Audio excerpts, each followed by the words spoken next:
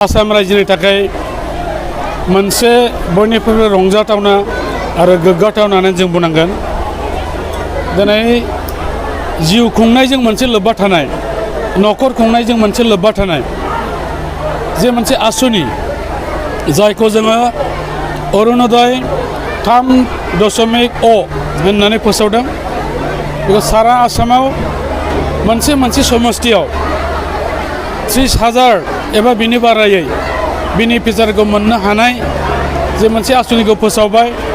आरो दिनै नोंथांमोना फोसावनायनि गेजेरजों नुदों मानगोनां आसामनि गिबि मन्त्रि डक्टर हिमन्त शर्मा बिथाङा जे बाथ्राखौ बुंबाय, फोरमायबाय।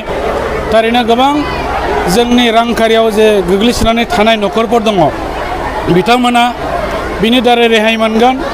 आरो बेजोंनो लोगोसेयै जायफ्रा दिनै रेशन कार्ड मोननो हायाखै, बिसोरनि थाखायबो बेजों लोगोसेनो बेखौ फोसावफानाय जादों।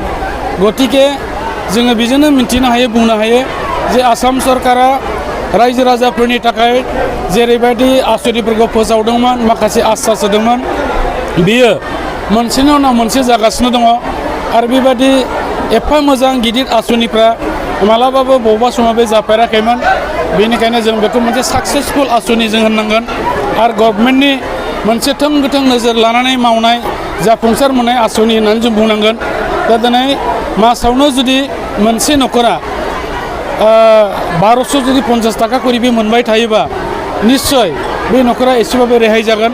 आरो थांनाय बाराव नोंथांमोना नुदों जे थांनाय बारावहाय मोनसे समस्तियाव जेरैबायदि बे आसुनिखौ होनाय जादोंमोन, बेवहाय जाय बिथांमोनहा दासिम मोनगासिनो दङ, बे बिथांमोनहाबो गोदानैबाव एप्लाइ खालामनांगोन। बेखौ मोजाङैनो बुंफ्रुसारनाय जाबाय। आरो बेवहाय फर्मावबो बेखौ राननानै होनाय जागोन, मिन्थिगोन। आरो जायफ्रा गोदानै एप्लाइ खालामगोन बिथांमोनाबो बे गोदानाव हरफानांगोन। गोदान गोजाम सरजाबनानै मोनसे समस्तियाव 29,000निफ्राय लानानै 30,000 एबा 32,000 बे रोखोम गोग्लैगोन। मानोना क'क्राझार जिल्ला हिसाबै मोनसे टारगेट होदों, प्राय 1.5 लाख बेनिफिसियारि मोननो हानायनि जोंनि जिल्लायाव होदों। आरो जोंनि जिल्लायाव मोनबा समस्ति दं। दा बे मोनबा समस्तियाव जुदि जों बेखौ रानोबा जोङो 29,000 30,000 बे गोग्लैगोन। बेनिखायनो आं मिजिंथिदों गोबां मानसिफोरखौ जोङो बेवहाय सोसननानै लानो हागोन आरो गोबां मानसिफ्रा बेवहाय मुलाम्फा जागोन। आरो इयुन समाव जोंनि न'खरफ्रा खामानि मावनायाव एसे रेजें बिथांमोना जालांगोन होननानै मिजिंथियो। बेवहाय थांनाय समफ्राव सोर सुबुङा मोनदों मोनाखै, दा बेखौहाय जों नोजोर बोदों, सरकाराबो नायदों। दा बाथ्राया जाहैबाय बेवहाय माखासे गाइडलाइन दङ, बे गाइडलाइनजों मिलायनांगोन। दा बेनिखायनो जिल्ला लेभेलाव मोनसे कमिटि थागोन आरो बेनिफ्राय थोंजोङै बुथ लेभेलाव मोनसे बेयाव कमिटि थागोन। बुथ लेभेलनि कमिटिफ्रा बे बुथनि आन्डाराव सोर मोनथावथाव बेनिफिसियारि दं बेखौहाय बेयाव सायख'नाय जागोन। आरो बिथांमोना सायख'नाय हरनायखौ आरोबाव खेबसे एग्जामाइन खालामनाय जागोन डिस्ट्रिक्ट लेभेल कमिटिया। ओमफ्राय जेब्ला डिस्ट्रिक्ट लेभेल कमिटिया बेखौ एप्रुभ खालामो अब्ला बयबो मोननो हानाय राहाया बाव थागोन। बेनिखायनो थोंजोङै बुंनाय जादों जाहाथे बुथ लेभेल कमिटिया गाव गावनि बुथआव थानाय बेनिफिसियारिफोरखौ गावसोरनो सायख'यो। बबेबा बुथआव खमबा बेवहाय खम फर्म थांगोन, बबेबा बुथआवहाय बाराबा बेवहाय बारा फर्मा थांगोन।